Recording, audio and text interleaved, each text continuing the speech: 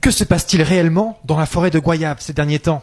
Le récent conflit qui opposait l'ONF au syndicat agricole des petits planteurs de Sainte-Rose n'est-il pas en réalité l'arbre qui cache la forêt?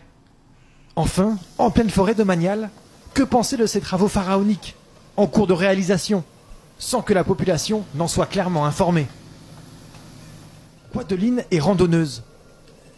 Elle a ses habitudes sur ce sentier. Mais depuis quelques jours, c'est l'étonnement.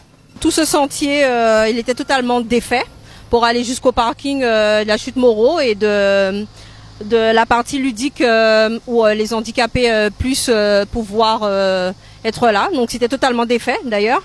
Et puis là, je m'aperçois que là on fait un boulevard.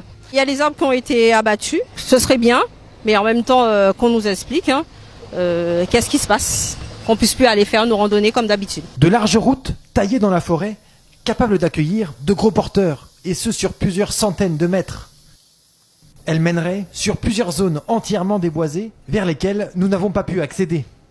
Un projet qui étonne aussi les petits planteurs de Sainte-Rose, propriétaires de parcelles agricoles ici. Qu'on constate en fait, c'est comme un petit syndicat agricole, on se fait taper dessus et on se rend compte que derrière ça on se trouve avec des multinationales, genre le commissariat à l'énergie atomique, sur des projets de capteurs infrasons qui doivent être installés dans la forêt domaniale.